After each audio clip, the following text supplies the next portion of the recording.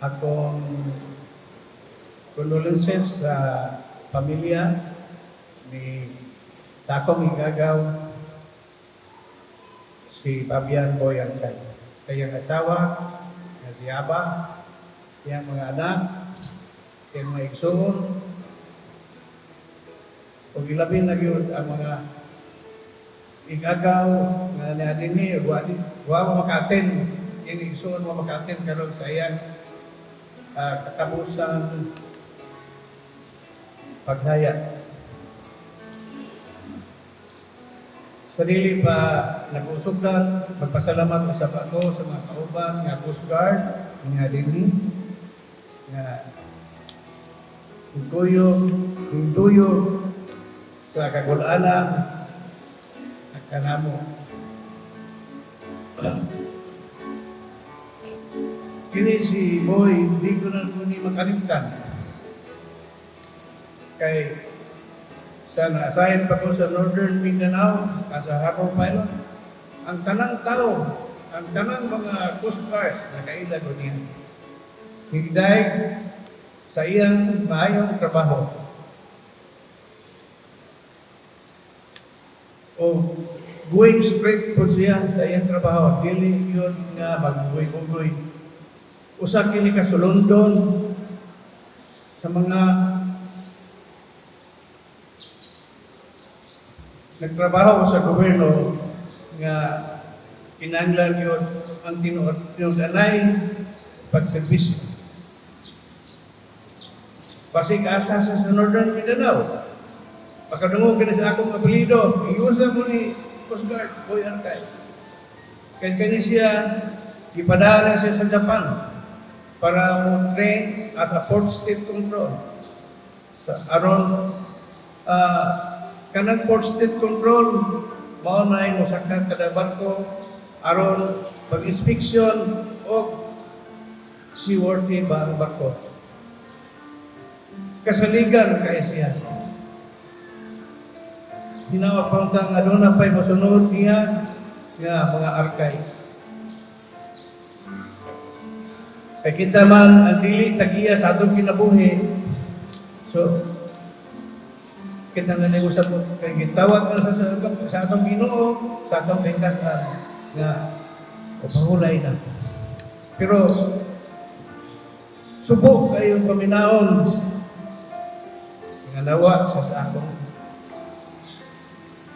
akong kauban isip igagaw. Kaya kini si Boy, ako kay nagsarigan kayo na ako sa Balikasak.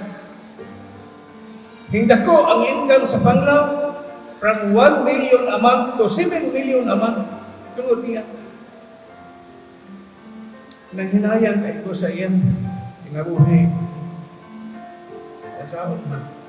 Kaya kita may dilim dagiya sa itong kinabuhi. So, Boy, padayon sa inyong pagpahulay. Kay anak ako kanon na ini mo. Iapil ka na ako sa Rosario kada gabi.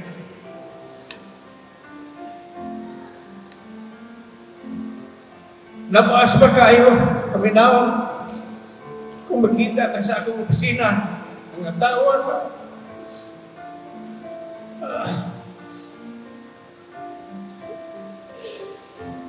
Di ko na kung kalimtan ang imong ingon ako.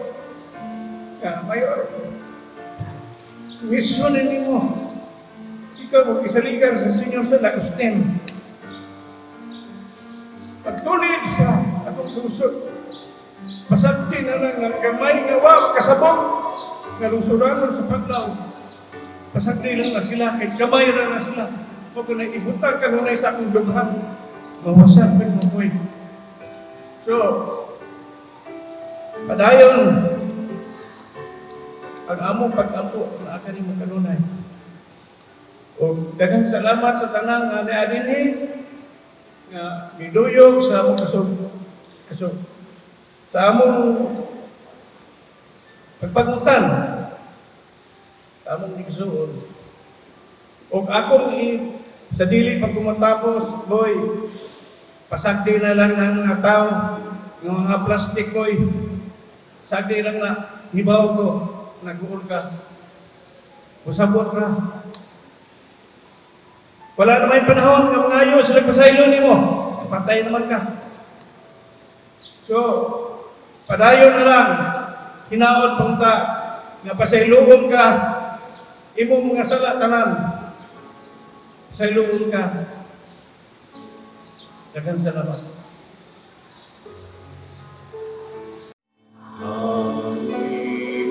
Good morning, everyone.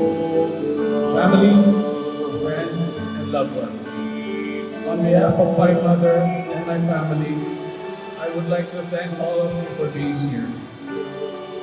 Today, we not only say goodbye, but honor the legacy of my father, Fabian de Guzman Arcar II. Today, we not only remember him as a father, but also as a brother, a husband, a son, a grandfather, a soldier, and a friend. Many of you had the privilege to spend a moment with my father, and I am sure that he has had a great impact in your life. Not many have the privilege of experiencing a moment with him. My father was many things, too many to mention in fact. One thing is for sure, he loved Panglao with all his heart and soul. He has dedicated his life to making Panglao a better place. He has so many dreams of Panglao that in fact, after his admission, he told us that he was willing to work even without compensation to help the mayor's dream to the beloved hometown. He and the mayor's vision of Panglao was strong and he stood steadfastly beside him until the end. We, as a family, understood that and supported him in his dream, though it meant he would be far away from us. It was not easy, but seeing him as happy as he was in his hometown, we were happy too. To our Honorable Mayor, Edgardo F. Arcay, thank you for trusting Papang to help with the preservation of Panglao. He was a true and trusted public servant through and through. Pang, thank you for everything. I know our conversations were short, but it was also always deep and full of wisdom. We may be apart now, but we know that you will be always watching over us. I will cherish all of those moments, especially the very last one that I spent with you. Forever, until we meet again. Sleep well, Pam. I love you.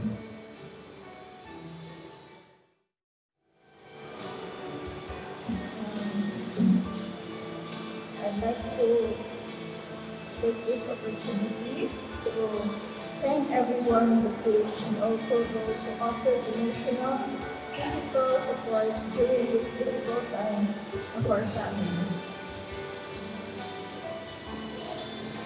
We also thank Tito Nindo, Vladimir, Tita Elsa, Dominguez family, Clement family, and other family, relatives, and friends who come a long way just to be with us today. Thank you to Tito Mayor Boy for giving Papa a big chance to continue his passion of service and the support we've given to the family. Extra special thanks to Kuya Jumel for always being there since day one. You never left Papa's side and you were always his one call away. Thank you, Ate Rhea, for assisting Papa in times of need. Many thanks to Tita Chain, Ate Chain, Tito Bonnie, Tita Rosie, Tito Remy, and all for all the helps you provided. To Papang siblings, Mama Kay, Daddy Po, Col Faron, Dipuing, and all Papa's nieces, nephews, sila Ate Fati, Eman, Justin, Ate May, and the whole Arcay clan, as well as everyone else I may have forgotten to mention. You all know who you are. We thank you for all your unwavering love and care for Papa. To his friends and colleagues, we thank you for being part of Papa's daily life, for sharing laughters, memories with him. Papa clearly lived his life to his fullest. Pam, your love, patience, understanding, wisdom and support, and the incredible sense of humor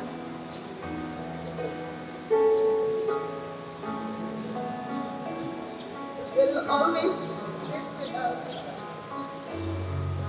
You have given us the gift that are worth more than anything in this world.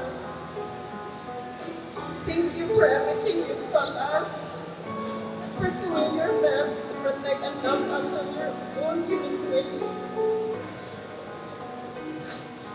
We treasure every moment you spent with us. No more pain, Mom. You fight a good fight. Rest and be in peace with Mala and Palo up there. You will forever remain in our hearts. We love you so much. Kauban sa buhat, sulundon nga maglimong kulaor, pamiliman, hindi gumawa ang iyang sinasa sa mga katawan, aron lang masunod ang iyang gibuhaton para sa panggobyerno. Maayo gibuhat, naumon maayo sa iyang ginikanan.